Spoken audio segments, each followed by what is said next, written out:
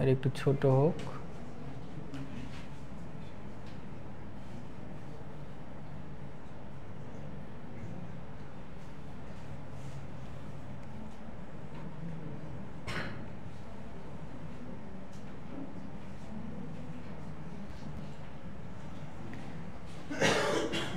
এই দেখো 7 নম্বর এমসিকিউ দেখো, খেয়াল করো, এখান থেকে একটা প্রশ্ন আসবেই।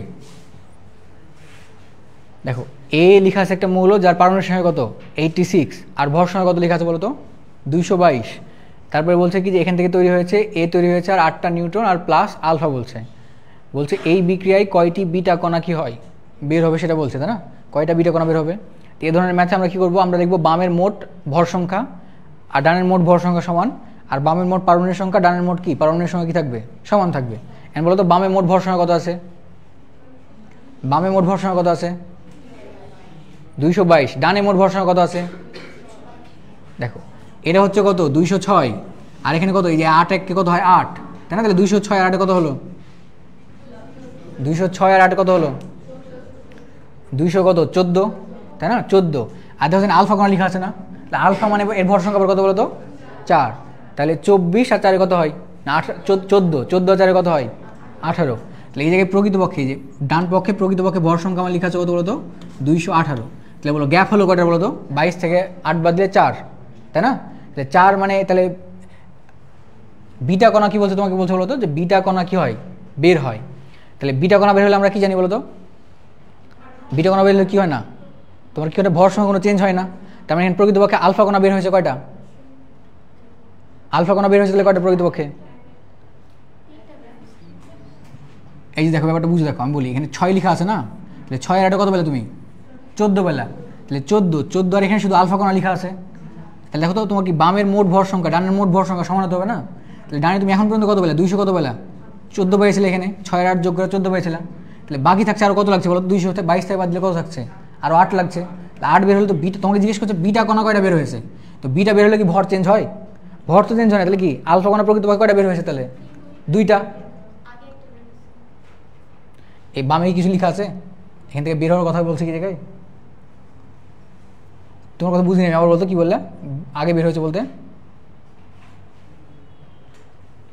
আগে বের হয়েছে বলতে আমি বলি দেখো তোমাকে জিজ্ঞেস করছেন এই জায়গায় যে বিটা কণা কয়টা বের হয়েছে, তাই কি না? তাহলে বিটা কণা বের হওয়ার কথা জিজ্ঞেস করছে, তাহলে বিটা কণা বের হলে কি ভর সংখ্যা চেঞ্জ হয়, ভর সংখ্যাটা চেঞ্জ হয় না। তো বামে ভর সংখ্যা আছে কত 222, আর ডানে আমি এই পর্যন্ত যোগ করলে আমি কত পাচ্ছি, এই পর্যন্ত যোগ করলে পাচ্ছি হচ্ছে 200 কত 14, তাই না? তো 22 গেলে আমার আরও 8টা লাগবে, তাহলে নিশ্চয়ই 8টা কি আলফা কণা থেকে এসছে ভর সংখ্যা। তাহলে আলফা যদি ভর সংখ্যা যদি 8 থাকে তাহলে প্রকৃতপক্ষে আলফা বের হয়েছে কয়টা 2টা বের হয়েছে। এখানে প্রকৃতপক্ষে চিন্তা করতে হবে যে 2 আলফা লেখা চলে যায়। তাহলে এমসিকিউ তোমাকে জিজ্ঞাসা করতে পারতো এটা যে এটা আলফা কণা নির্গত হয়েছে কয়টা, তাহলে উত্তর কত হতো 2টা। এবার তার পরেরটা দেখি কী যাচ্ছে দেখো, এবার বলছে কয়টা বিটা কণা নির্গত হয়েছিল। এবার তাহলে পারমাণবিক সংখ্যা দেখি, তাহলে দেখো এই পাশে লেখা আছে কত বলো তো 86 লেখা আছে, এই পাশে যোগ করি দেখো এখানে কত লেখা আছে 82, তাহলে 82 আর এটা কি নিউ আসছে দেয় না, তাহলে শুধু 82 আর এখানে 2টা বের হয়েছিল না, তাহলে 2টাতে 2 দুনি কত হবে 4, তাহলে 82 আর 4 হলে কত হচ্ছে 86, আর বামে কি 86 লেখা আছে না, তাহলে কি বিটা কোনো নির্গত হয়েছে না, তাহলে প্রকৃতপক্ষে কত হতে বলতো এটা 0টা, তাই না? তারপরে দেখো একটু যদি পড়লে এটা একটু এমসিকিউটা সলভ করে দেখি এর উত্তর কত হবে। এই যেটা একটু পড়লা দেখো তো 9 উত্তর কত হবে, লিথিয়াম 2 প্লাস হিলিয়াম প্লাস এবং হাইড্রোজেনের প্রথম কক্ষপথের ব্যাসার্ধের অনুপাত কত হবে। একটুকে পড়লে না ব্যাসার্ধের সাথে এনের সম্পর্ক পড়লো না, লিথিয়াম প্লাস হিলিয়াম প্লাস এবং হাইড্রোজেনের ইলেকট্রনের প্রথম কক্ষপথের ব্যাসার্ধের অনুপাত কত হবে, কত শিওর মনে তো হচ্ছে না যে বি হবে, এখানে একটা জেডেরও ব্যাপার আছে না, একটা জেডেরও ব্যাপার আছে এই জায়গায় দেখো তো। এবার কি জেড আলাদা, লিথিয়াম 2 প্লাস আছে হিলিয়াম প্লাস আছে এবং কি হাইড্রোজেন প্লাস আছে না, হাইড্রোজেন আছে শুধু, তাই না? এটা বাসা দিয়ে করবা সমস্যা নাই, যেহেতু প্র্যাকটিস শিট আছে করবা, প্র্যাকটিস শিট আছে করবা। দেখো যে 25 নাম্বার দেখো, 25 নাম্বার দেখতে আসলাম আমরা, এই 25 নাম্বার দেখো কি বলছে, অ্যালুমিনিয়াম হিলিয়াম এবং সিলিকনের পারমাণবিক সংখ্যা যথাক্রমে 13 2 এবং 14, একটা বিক্রিয়া দেওয়া আছে বলছে ফাঁকা স্থানে কি হবে, ফাঁকা স্থানে কী হবে সেটা তোমাকে জিজ্ঞেস করতে। বামে দেখো তো, বামে উপরে যোগ করো, 27 যোগ করলে কত হবে, এটা কি 27 হবে, সবগুলো 27 লেখা আছে কেন আজব? এখানে এটাও লেখা আছে 27, এটাও লেখা আছে 27, এটা ভুল, এটা ভুল।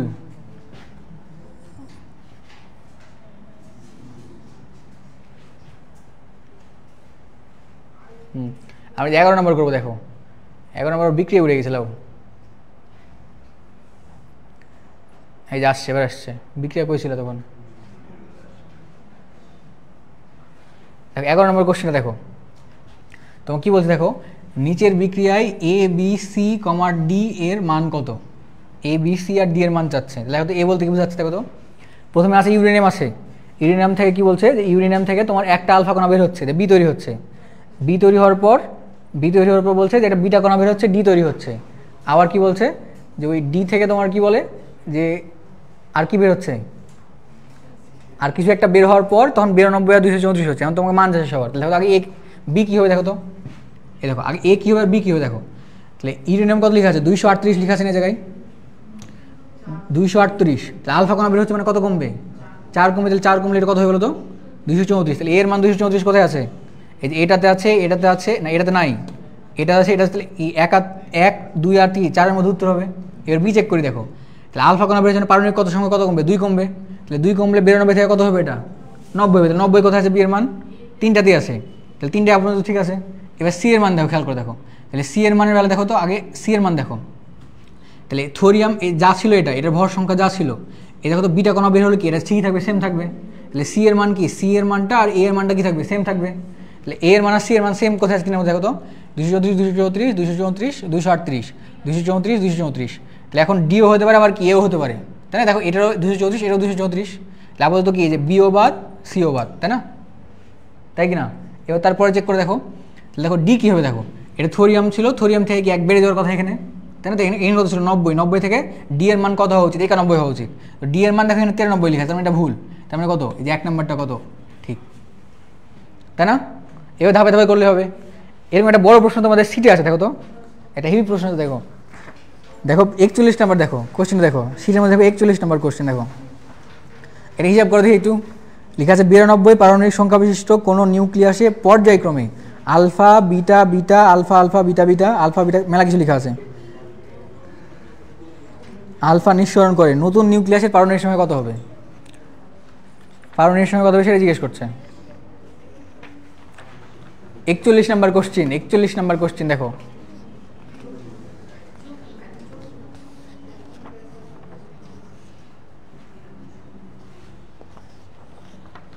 পারবো না?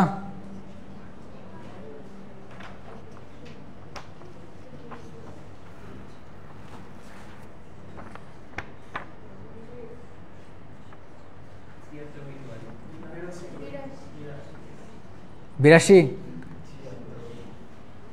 শিওর, 82 এবার গেলা, ভেরি গুড।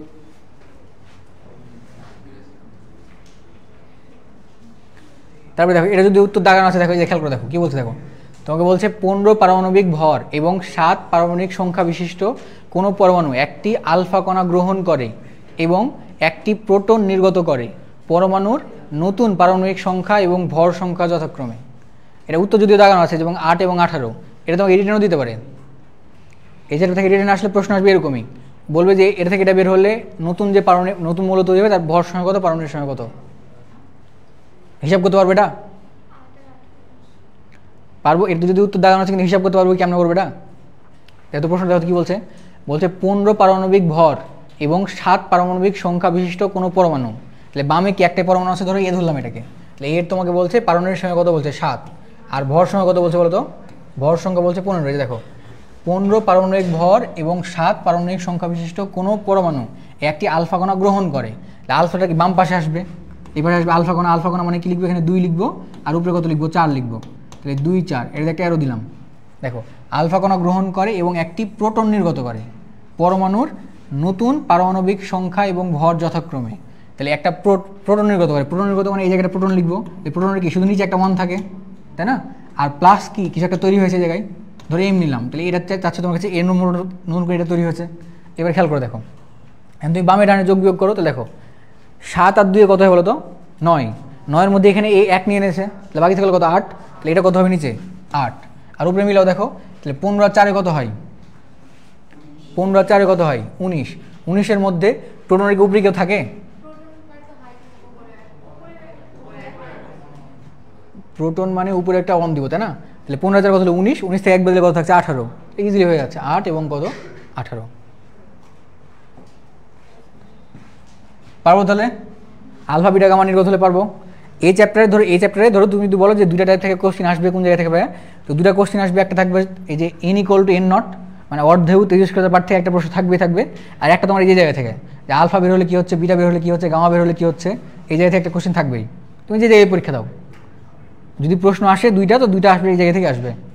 এরপরে দেখা যাচ্ছে আপনার মধ্যে আর কী আছে বলো, আছে হচ্ছে কি যে পরমাণুর গঠন আর মতবাদগুলো আছে, পারমাণবিক বর্ণালী আছে, তো ওগুলো থেকে প্রশ্ন হয় যে আইসোটোপ, আইসোটোন, আইসোবার, আইসো ইলেকট্রন, আমরা পাই না এগুলা।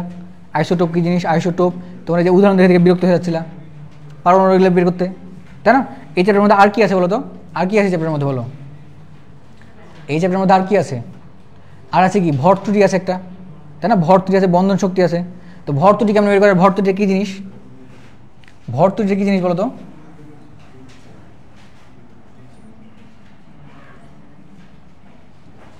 এই চ্যাপ্টারের মধ্যে আছে কি আছে, ভর ত্রুটি আছে।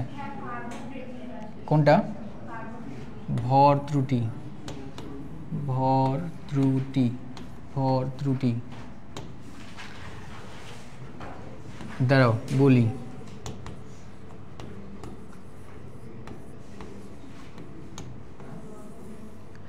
কার্বন ডেটিং যদি তুমি প্রশ্ন করো, হ্যাঁ, তো এগুলো আসবে ধরো একদম ইঞ্জিনিয়ারিংয়ের রিটেনের জন্য। তোমার ধরো কার্বন ডেটিংয়ের জন্য তোমার ক্যালকুলেটর লাগবেই, ক্যালকুলেটর লাগলে তোমার যে মাছগুলো আছে মানে তো তোমার মেইনলি বলবে যে এত থেকে এই কার্বন থেকে এত বছর পর এতটুকু জিনিসপত্র তৈরি হলো, বা যে আমরা এর তেজস্ক্রিয়তা পড়ছিলাম না, তখন যে n/n0 এর মানগুলো দেখলাম, তখন ওগুলো সোজাভাবে কীভাবে করা যাচ্ছিলো, তখন ln 2 এর গুণিতক আসছিল, ওই যে 3 পাওয়ার দিয়ে লিখলাম এগুলো এরকম। তো যখন এরকম সোজা হয়ে যাবে তখন এরকম আসবে। তাছাড়া তোমার কার্বন ডেটিং তোমার জন্য মানে ভার্সিটি লেভেলের জন্য দরকার নাই, ভার্সিটি রিটেনের জন্য ধরো অনেক ক্যালকুলেটর ছাড়া তুমি পারবে না সলভ করতে, বুঝে হলো এই কথা। তবে কালকে যেহেতু বললাম নাম, আমি একটা ম্যাথ দিবনি, দেখি কালকে পারো কিনা, নর্মালি কালকে দিবনি, দেখিও ক্যালকুলেটর ছাড়াই যেটা পারবা এমন একটা জিনিস দিবনি, চেষ্টা করে দেখে ধরো পারো কিনা। এবার একটু ভর ত্রুটি বলি, কী বলছে বলতো, ভর ত্রুটি, ভর ত্রুটি। তো ভর ত্রুটি বের করা যায় হচ্ছে কীভাবে বলতো, দুইভাবে। আমরা এই জিনিসতে পড়েছি না যে বিক্রিয়া থেকে একটা ভর ত্রুটি বের করতে বলতো, বলতো যে বিক্রিয়া থেকে কী পরিমাণ শক্তি নির্গত হবে সেটা, আর একটা বের করতে বলতো কোথায় বলতো, ইন্ডিভিজুয়ালি। তোমাকে ধরো বলছে আলফা কণার ভর ত্রুটি বের করো, এই যেটা এই ধরুন আলফা কণা বলতে হিলিয়াম বুঝাই, তাহলে 2 4 আর কি লিখি 2+। তোমাকে ধরো বলছে যে আলফা কণার, এই যে আলফা কণার ভর ত্রুটি কত এরকম, আলফা কণার ভর ত্রুটি কত এরকম, আলফা কণার ভর ত্রুটি। আলফা কণার ভর ত্রুটি হচ্ছে কত বলতো, ভর ত্রুটি আমরা কেমন বের করি, ভর ত্রুটি বের করি কী হবে, ∆m, তাই না। তো ∆m = আমরা কী লিখতাম, মানে ভর ত্রুটির কনসেপ্ট হচ্ছে কি যে প্রকৃতপক্ষে যে নিউক্লিয়াস যারা গঠন করে এই কণাগুলোকে যদি প্রকৃতপক্ষে আলাদাভাবে নিতাম, নিয়ে যদি যোগফল বের করতাম, তাহলে ওই মানটা যোগফলটার আলাদাভাবে মান নিয়ে যদি যোগ করতাম, তাহলে দেখা যেত আলাদাভাবে যোগ করা মানটা কি বেশি হতো, আর একসাথে নিলে কী হতো, কম হতো। তাহলে কম হওয়ার কারণ কী বলতো, কারণ কি এরা নিউক্লিয়াস গঠন করার টাইমে কি শক্তির প্রয়োজন আছে, বন্ধন শক্তির জন্য। তো এই শক্তিটা কোথেকে আসছে, এই ভর ত্রুটি থেকে শক্তিটা আসছে, তাহলে ভর থেকে শক্তি তৈরি হয়। আর ভর থেকে শক্তি তৈরি সম্পর্কটা কী বলতো, যে আইনস্টাইনের সূত্র আছে না, যে E = কত হয়, এই যে E = আমরা কি লিখি mc²। এটা প্রকৃতপক্ষে আমরা এই চ্যাপ্টারের জন্য কি লিখি রাখি, ∆mc² আকারে লিখি, যে ∆mc², E = হচ্ছে কত, ∆mc²। তাহলে বন্ধন শক্তির জন্য তখন যে ভর ত্রুটি লাগে, যে পরিমাণ ভর ত্রুটি হয় এই জায়গায়, ওই ভর ত্রুটি দিয়ে কী হয়, বন্ধন তৈরি হয়, আর বন্ধন শক্তি বের করানো হবে। তাহলে তোমাকে যদি বলে যে এটা যে হিলিয়ামের তুমি ∆m বের করো, তো তোমাকে দিলে সবগুলো মান দেওয়াই থাকবে am, তুমি জাস্ট যোগ বিয়োগ করবে। তাহলে ∆m বলতে প্রকৃতপক্ষের জন্য হয় যে ∆m = কি হয়, যে z * কত বলতো, যে m(p) + n কি লিখতে হয়, যে a - z মানে ভর সংখ্যা মাইনাস প্রোটন সংখ্যা ইন্টু হচ্ছে কত, যে m of কত n। তাহলে যোগ করবো আলাদাভাবে, যে প্রোটনের ভর আর কি নিউটনের ভরে যোগ করবো, যোগফল থেকে কী বাদ দিতে হবে বলতো, ওই মূলের কি নিউক্লিয়াসের ভরটা কী করতে হয়, বাদ দিতে হয়, দেওয়া থাকে তোমাকে স্থির ভর দেওয়া থাকে। তাহলে আমরা ∆m বের করি, ∆m = z * m(p) + a - z মানে নিউটনের সংখ্যাটা ইন্টু হচ্ছে m of n। মানে যে হিলিয়ামের জন্য যদি আমি বলি, দেখো তো হিলিয়ামের জন্য ∆m, এই ∆m = আমরা কী লিখবো, ∆m = লিখবো হিলিয়ামের প্রোটন আছে কয়টা, 2টা, তাহলে 2 ইন্টু প্রোটনের ভর, প্রোটনের ভরটা ধরে যে m দেওয়া থাকে তোমাকে, যে 1.00073 এরকম দেওয়া থাকবে একটা, তারপরে ধরো প্লাস মান দেওয়া থাকবে দিলে তারপরে ধরো এর নিউটন সংখ্যা হচ্ছে কত 4 - 2 মানে কত আবার 2 পাবো, তাহলে 2 ইন্টু আবার এটা 1.0082 এরকম, এটা ক্লোজ করলাম ধরো, তাহলে ডেল এম পেলাম, নিউক্লিয়াসের ভর পেলাম। আর মানে আলাদাভাবে যোগ করলে যেটা পাবো সেটা, আর এর নিউক্লিয়াসের ভর তোমাকে দেওয়া থাকবে হিলিয়ামের ধরো কত 4.0013 এর মান দেওয়া থাকবে তোমার এরকম একটা। এবার তুমি জাস্ট বাদ দাও, বাদলে মান পেয়ে যাবে। তো এটা ক্যালকুলেশন করা তোমার জন্য জটিল করার জন্য তোমাকে মানে এটা ক্যালকুলেটর ছাড়া করা যাবে না, একদম দশমিক না, কারণ খুব মানগুলো খুব কাছাকাছি থাকে তাই। তো তোমাকে করবে কি, তোমাকে বলবে ডেলেমের মান দেওয়া থাকবে, দিয়ে বলবে যে তুমি বন্ধন শক্তি হিসাব করো এরকম। তোমাকে ধরো যদি বলে যে 1 কেজি কোনো পদার্থ থেকে কী পরিমাণ শক্তি পাওয়া যাবে, বলতেছে যে 1 কেজি কোনো পদার্থ থেকে কী পরিমাণ শক্তি পাওয়া যাবে, তাহলে শক্তির ইকুয়েশন কী জানি আমরা, ই গোল্ড আমরা কি লিখি ডেল এমসি স্কোয়ার। তাহলে 1 কেজি জায়গায় কী বসে বলো তো, দেখো যে আমরা যদি লিখি যে ই গোল্ড আমরা কি লিখবো, আমরা লিখবো যে এমসি স্কোয়ার। তাহলে এম এর মান হচ্ছে কত 1 কেজি, 1 থাকলো, আর সি এর মান কত 3 ইন্টু কত বলো তো 10 টু দি পাওয়ার কত হচ্ছে 3 × 10⁸, এটার কী বসাবো স্কোয়ার। তাহলে আসবে আলটিমেট 3 3 কত হয় 9, 9 ইন্টু 10 টু দি পাওয়ার 8 দুগুনি কত হয়ে যাবে 16। তাহলে এত কি জুল তৈরি হবে, তাই না? তুমি যদি বলতো যে 1 গ্রাম থেকে কী পরিমাণ শক্তি তৈরি হবে, তাহলে কী করতা? তুমি যদি বলতো 1 গ্রাম, তাহলে আবার তুমি কি লিখতে যে এমসি স্কোয়ারে লিখতে এটাকে। তাহলে এম এর মান কত 1 গ্রাম, তাহলে গ্রাম মানে হচ্ছে কেজি, তাহলে 10 টু দি পাওয়ার -3 লিখবো জায়গায় ইন্টু সি মানে হচ্ছে 3 ইন্টু 10 টু দি পাওয়ার কত 8, 8 কি লিখবো স্কোয়ার। তাহলে 9 তোমার ঠিকই থাকছে, আর এখানে 8 দুগুনি কত হবে 16, 16 থেকে কত 3 বাদ যাবে, তাহলে 16 থেকে 3 বাদ দিলে কত থাকছে 13, তাহলে 9 ইন্টু 10 টু দি পাওয়ার 13 এরকম। আরেকটা জিনিস দেখো তো, আমরা যখন ধরো মানে ইন্টারমিডিয়েটে পড়তাম, এইচএস যখন পড়তাম, একটা প্রশ্ন খুব আসতো, একটা ইউরেনিয়ামের বিক্রিয়া ছিল, যে বলতো যে বিক্রিয়া থেকে নির্গত শক্তির পরিমাণ কত, বা ওই বিক্রিয়া নির্গত শক্তি দ্বারা তোমার কি বলে হিলিয়ামের আলফা কণাকে ভাঙা যাবে কিনা, এরকম একটা বিক্রিয়া বলতো। ওই বিক্রিয়াটা কী ছিল বলতো, এরকম একটা বিক্রিয়া ছিল না, যে ইউরেনিয়াম ছিল এই জায়গায়, ইউরেনিয়াম ছিল যে 92, আর উপরে লেখা থাকতো 235 লেখা থাকতো 235, এটা একটা নিউট্রন দ্বারা আঘাত করা হতো এরকম, এই যে নিউট্রন 0 1, এখানে কী তৈরি হতো বলতো, বেরিয়াম তৈরি হতো, এই যে বেরিয়াম তৈরি হতো, তারপরে তোমার এই যে ক্রিপ্টন তৈরি হতো, তার প্লাস কি 3টে নিউট্রন তৈরি হতো এরকম, এই যে 3 0 1 এরকম 3টে নিউট্রন তৈরি হতো, আর প্লাস এক্সট্রা কী তৈরি হতো বলতো, এখানে বলতো যে শক্তি তৈরি হতো, এই জায়গায় বলতো যে শক্তি তৈরি হতো। তো এই বিক্রিয়াটা আমার কাজে লাগবে কি, কারণ দেখো পারমাণবিক চুল্লিতে এই বিক্রিয়া ব্যবহার করা হয়। এই বিক্রিয়া দেখো আমরা এই যে স্মৃতি পড়েছিলাম যে এই বিক্রিয়ায় একটা ইউরেনিয়াম পরমাণু থেকে কতটুক শক্তি পাওয়া যায় অনেক বলতো 200 মেগা ইলেকট্রন ভোল্ট, কত বলতো 200 মেগা ইলেকট্রন ভোল্ট। এই বিক্রিয়া তোমার জানা লাগবে, বিক্রিয়া বলতে এই বিক্রিয়া জানা লাগবে না, মানে এই বিক্রিয়া থেকে যে একটা বিক্রিয়াতে একটি ইউরেনিয়াম পরমাণু থেকে একটি ইউরেনিয়াম এই যে 92 235 এত থেকে তোমার হচ্ছে কী বলতো যে 200 মেগা ইলেকট্রন ভোল্ট, প্রায় 200 মেগা ইলেকট্রন ভোল্ট শক্তি পাওয়া যায়। এই বিক্রিয়া থেকে প্রায় 200 মেগা ইলেকট্রন ভোল্ট শক্তি কী করা যায়, পাওয়া যায়। এই বিক্রিয়া থেকে প্রায় 200 মেগা ইলেকট্রন ভোল্ট শক্তি পাওয়া যায়। তো মেগা ইলেকট্রন ভোল্টও কি একটা শক্তির একক, আবার জুল হচ্ছে কি একটা শক্তির একক। তাহলে জুল আর মেগা ইলেকট্রন ভোল্টের সম্পর্ক কী বলতো, জুল আর মেগা ইলেকট্রন ভোল্টের মধ্যে সম্পর্ক আগে এটা দেখি, দেখো 1 জুল ইকুয়াল টু কত হয় বলো তো, জুল বড় নাকি ইলেকট্রন ভোল্ট বলো আগে বলো দেখি, এটা 1 ইলেকট্রন ভোল্ট সমান কত লিখবো, 1 ইলেকট্রন ভোল্ট সমান হচ্ছে কত 1.6 ইন্টু কত 10 টু দি পাওয়ার কত -19 কত হয় জুল হয়, তাই না? তাহলে কে বড় হচ্ছে বলো তো, জুল নাকি ইলেকট্রন ভোল্ট বড়, কোনটা বড়?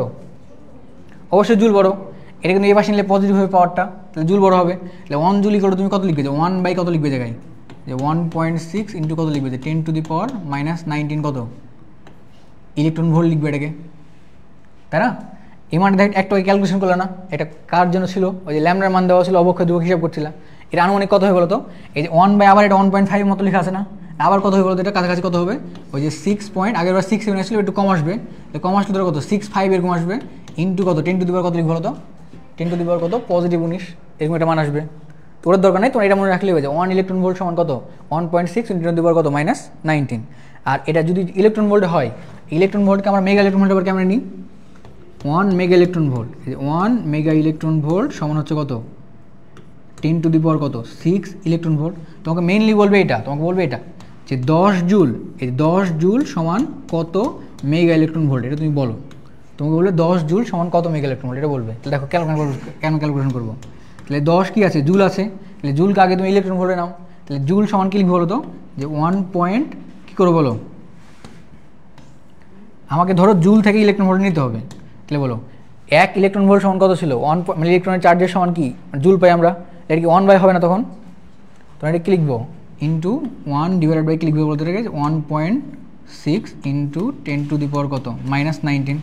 তাহলে জুল থেকে কোথায় গেল, ইলেকট্রন ভোল্টে গেল, আগে ইলেকট্রন চার্জ ভাগ করতে হবে ইন্টু তাহলে দেখো এটা কি এবার ইলেকট্রন ভোল্টে হয়েছে না, ইলেকট্রন ভোল্টকে আবার কিসে নিবা, মেগা ইলেকট্রন ভোল্টে নিবা। মেগা ইলেকট্রন ভোল্টে কী দিয়ে ভাগ করতে হবে এবার, 10⁶ দিয়ে ভাগ করা লাগবে। 10⁶ দিয়ে ভাগ করা মানে 1 কি লিখবে জায়গায় 10⁶ লিখবে এটাকে, লিখলে আলটিমেটলি কী হচ্ছে বলো তো, এই যে 10⁻10 আর এখানে কাটছে কী থাকবে জায়গায় 10 কত থাকবে 5 থাকবে জায়গা মানে, আর এখানে গুণ করলে তোমার আবার যোগ করলে 6.65 এরকম কাছাকাছি ইন্টু, আর এখানে কত থাকছে বলো 19 থেকে আগে বাদ, তাহলে 14 থাকছে ইন্টু কত 10⁻14 এরকম এত মেগা ইলেকট্রন ভোল্ট আসবে। মাইনাস হবে কি, মাইনাস হবে কি, হবে না তো, তাই না। আর একটা দেখো তো, আরেকটা সরাসরি সম্পর্ক আছে এরকম যে 1 AMU, এই যে 1 AMU সমান সমান কত বলতো, যে 931.5 মেগা ইলেকট্রন ভোল্ট। তোমাকে দেওয়া থাকবে এরকম, তোমাকে বলে ভর ত্রুটি, তোমাকে বলবে যে ভর ত্রুটি, এই যে এটা বলবে যে ভর ত্রুটি ডেল এম, ভর ত্রুটি ডেল এম ইকুয়াল টু তোমাকে দেওয়া আছে যে 0.21 AMU এরকম লেখা আছে। দিয়ে বলছে যে বন্ধন শক্তি কত, দিয়ে তোমাকে বলছে যে বন্ধন শক্তি, এই যে তোমাকে বলছে বন্ধন শক্তি কত এরকম বলবে। অপশানে ধরে এ দেওয়া আছে এরকম দেওয়া আছে, তাহলে 900 অর্ধেক করলে কত হয়, ধরো লেখা আছে এরকম 400.2 মেগা ইলেকট্রন ভোল্ট। তারপরে ধরো বি নাম্বার লেখা আছে এরকম যে 200 মেগা ইলেকট্রন ভোল্ট। তারপরে তোমার সি নাম্বার লেখা আছে 100.5 মেগা ইলেকট্রন ভোল্ট, এরকম ধরে উত্তর দেওয়া আছে আর কি। তাহলে তুমি কী করবে, AMU থেকে সরাসরি শক্তি দেওয়ার সূত্র হচ্ছে তুমি জাস্ট গুণ করে দাও। আমরা কি জানি যে 1 AMU সমান কত হয় 931.5 ইলেকট্রন ভোল্ট। তাহলে তুমি একটু ক্যালকুলেশন করে দেখো, তাহলে 0.21 ইন্টু কত AMU লেখা আছে, তাহলে 1 AMU সমান হচ্ছে কত 931.5 মেগা ইলেকট্রন ভোল্ট। তাহলে গুণ করতে দেখো তো, 931 কী করতে হবে তোমাকে অর্ধেক করতে হবে, তাহলে 900 অর্ধেক করলে কত হয়, মানে অর্ধেক বলছি 0.2 ভাগ করতে হবে এটাকে। তাহলে কেমন করবো এটাকে, গুণ করবো কেমনে বলতে, কেমনে করা যায়, তাহলে 931.5 ইন্টু এটা প্রকৃতভাবে কী লেখা আছে 0.25, তো 0.25 কেমন হয় বলো তো, আমরা কী পারি এটাকে, যে আমি যদি 10 দ্বিগুণ করতাম, তাহলে 10 দ্বিগুণ করলে কী লেখা যাবে, উপরে 10 দ্বিগুণ করো, নিচে 10 দিয়ে ভাগ করো আর কি। তাহলে নিচে 10 দিয়ে ভাগ করবো আর উপরে কত লিখবো, এটা কত লিখবো তাহলে বলো তো 1 কত 4 লিখলে হয়ে যাচ্ছে না, 1/5 করলে 0.2 আসবে। আমি লিখতে পারবো 1 কত লিখতে পারবো 5 লিখতে পারবো। তাহলে 931কে 5 দিয়ে ভাগ করতে হবে আনুমানিক, তাহলে কত হচ্ছে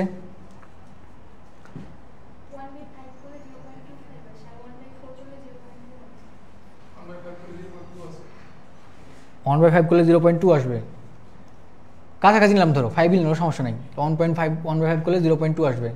এখন 5 দিয়ে ভাগ করো তাহলে কত হয় বলো, 900 আসে তাই না। তাহলে 900কে যদি 800 থাকতো ওই জায়গায়, তাহলে 800কে আমি 5 দিয়ে ভাগ করবো, তাহলে হয় 5 বিসং হয় কত হচ্ছে 100, তাহলে কত হচ্ছে আনুমানিক,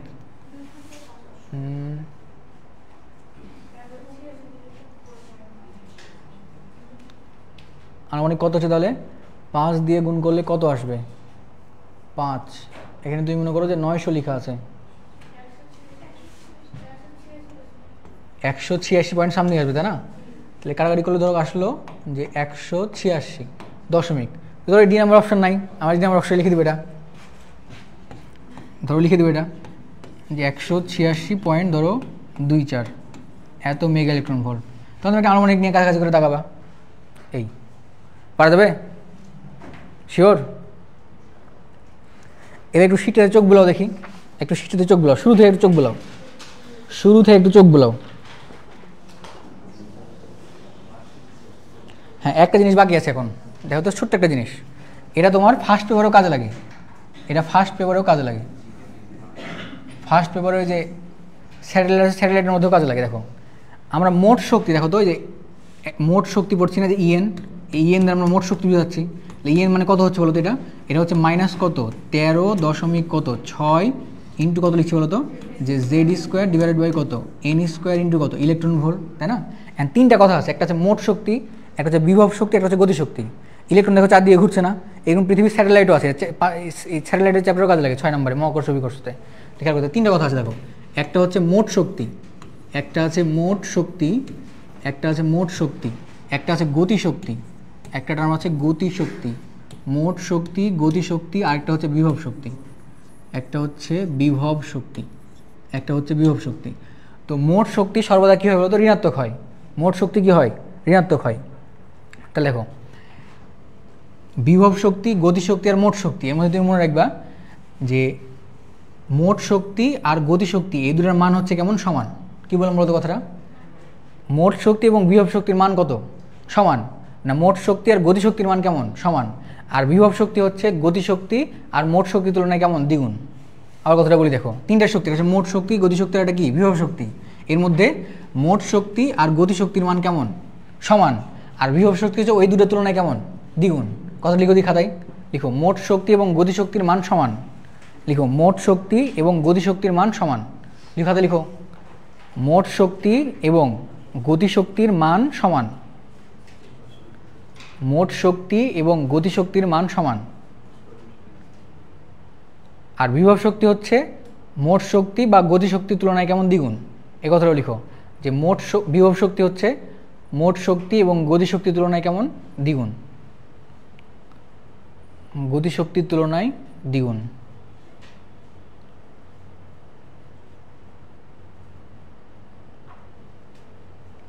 হয়েছে? এর ব্যাপারটা বুঝি, দেখো একটু বুঝে নিই, তাহলে মনে থাকবে পরে। দেখো, ধরো তোমার মোট বিভব শক্তির পরিমাণ কেমন বললাম? দ্বিগুণ বললাম না দুজনের তুলনায়? ধরো আমি বিভব শক্তির পরিমাণ ধরো -2 ধরলাম। বিভব শক্তির পরিমাণ কত ধরলাম? -2। তো বিভব শক্তি আমরা কী দিয়ে লিখি? ইপি দিয়ে লিখি। এই যে ইপি, ইপি ইকুয়াল টু ধরো -2 হলো। তাহলে গতিশক্তির মান কত হবে বলো তো? তাহলে গতিশক্তির মান কি? এর অর্ধেক হবে। অর্ধেক বললে কী নেবো? এটাকে 1 নিব। আর আমরা আরেকটা কী থাকছে বললো? বাকি থাকছে কি? কী থাকছে? টোটাল শক্তি এর অর্ধেক হবে। অর্ধেক হলে কত হবে বলো তো? 1 হবে। তো আমরা নর্মালি ধরো এটা কেমন পাই? এই যে মোট শক্তিটা কীভাবে পাই? মোট শক্তি কেমন হবে বলো তো? মোট শক্তি ই ইকুয়াল টু প্রকৃতভাবে কী হচ্ছে? যে ইপি আর কি বলো তো? যে ই কে এর কেমন হয়? এটা যোগফল হয়। তো ইপি এর মান দেখা যায় যে মোট শক্তির মানে বিভব শক্তির মান সর্বদা কী হয়? নেগেটিভ হয়। আলটিমেটলি থাকছে কি? যে -2 আর প্লাস থাকছে এটা 1। এই হিসাব করলে কী থাকছে বলো তো? এটা কী হয়ে যাচ্ছে? এটা কী হয়ে যাচ্ছে? -1 হয়ে যাচ্ছে। এটা হয়ে যাচ্ছে হচ্ছে -1। দেখো তো, -1 আর এই যে 1 মানটা কেমন? সমান না? মানটা কেমন? সমান। আর এই বিভব শক্তির মানটা কেমন? এর থেকে দ্বিগুণ। এ হলো কথা। তাহলে তিনটা কথা হচ্ছে যে গতিশক্তি, মোট শক্তি আর বিভব শক্তির মধ্যে মোট শক্তি আর গতিশক্তির মানটা কেমন? সমান। মান সমান। আর চিহ্ন কিন্তু কেমন? বিপরীত। চিহ্ন বিপরীতের মধ্যে গতিশক্তির মান কি নেগেটিভ হয় কখনো? বলো তো, গতিশক্তির মধ্যে কী লাগে? ½ mv² বেগের বর্গ লাগে। তাহলে গতিশক্তির মান কী হবে না? নেগেটিভ হবে না কখনো। আর মোট শক্তিটা কেমন হয়? নেগেটিভ হয়। তাহলে গতিশক্তি আর মোট শক্তি কেমন? সমান। আর বিভব শক্তি হচ্ছে এদের তুলনায় কেমন? দ্বিগুণ। তাহলে তোমাকে যদি এবার বলে এরকম বলে যে একটা কক্ষপথে গতিশক্তি এবং মোট শক্তির অনুপাত কত, তাহলে উত্তর কত হবে? কত হবে? যে 1:, কত? 1। যদি অপশানে নেগেটিভ না থাকে তাহলে এটা। আর যদি অপশানে থাকে এরকম যে -1:1, তাহলে কোনটা উত্তর হবে? এটাই উত্তর হবে। কারণ তোমার এই যে মোট শক্তি কী হয়? নেগেটিভ হয়। আর এটা কেমন হয়? পজিটিভ হয়। এই আর কি। এবার যদি তোমাকে বলে এটা যে গতিশক্তি আর বিভব শক্তির অনুপাত কত হবে? তাহলে আগে কী আছে? গতিশক্তি আছে। আর পরে কী আছে? বিভব শক্তি আছে। তাহলে বিভব শক্তি কেমন? ছোটো, এটা কী হবে? বড়ো হবে। তাহলে কত হবে বলো তো? যে 1:, কত? 2। আর যদি কি থাকে? মাইনাস থাকে সূত্রের মানে প্রশ্ন যদি মাইনাস থাকে তাহলে কি? মাইনাস সহজ হবে এটা। পারবো তাহলে? এই দেখো, এমসিকিউ আছে, দেখো 18 নম্বর। দেখো শীটের দেখো 18 নম্বরটা দেখো। বলছে হাইড্রোজেন পরমাণুর বোর কক্ষপথে ঘূর্ণায়মান কোনো ইলেকট্রন এর গতিশক্তি মোট শক্তির অনুপাত কত হবে? তাহলে গতিশক্তির মোট শক্তি লেখা আছে। তাহলে গতিশক্তি কেমন আর মোট শক্তি কেমন? সমান হয়। কিন্তু চিহ্ন কেমন বলো তো? বিপরীত। তাহলে কেমন হবে? 1:, কত? -1। তাহলে বি নাম্বার, সি নাম্বার হবে না এটা।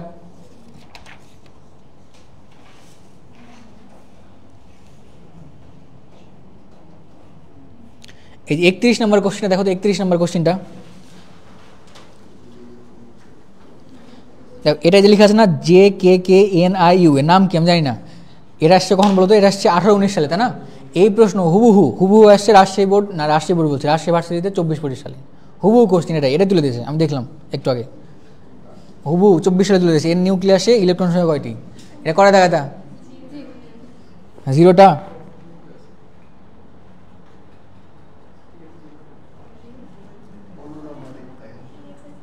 পনেরো নম্বরে কী হয়েছে?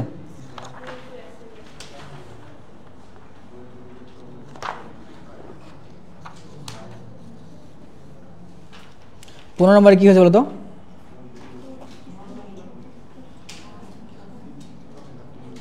বলো। যাদের চার্জ আছে তারা কী হবে? বিক্ষিপ্ত হবে। আর যাদের চার্জ নেই তারা কী হবে না? বিক্ষিপ্ত হবে না।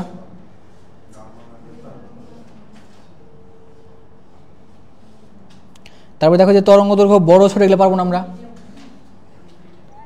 আপু কোশ্চিন পাঠান।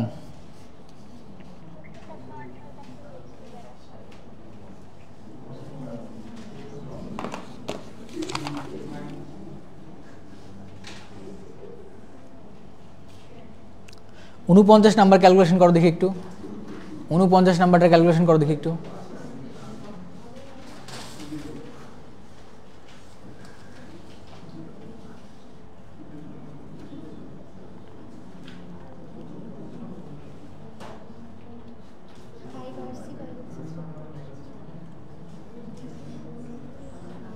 ঠিক আছে,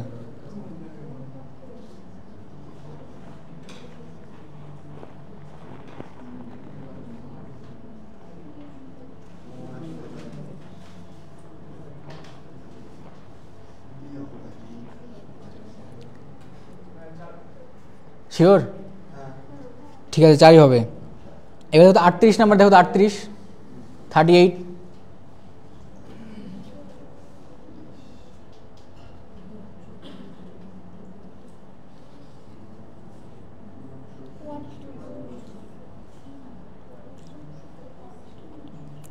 মোট শক্তির বিভব শক্তি যাচ্ছে, তাহলে বিভব শক্তি কী হবে? বেশি হবে, আর মোট শক্তি হবে কম হবে, তাহলে 1:2। তারপরে যে রেডিয়ামের গড় আয়ু এবং অর্ধের অনুপাত, তারপরেরটা 39 নাম্বার 39, রেডিয়ামের গড় আয়ু এবং অর্ধের অনুপাত। গড় আয়ু তার মানে কি যাচ্ছে বলতো? টাও।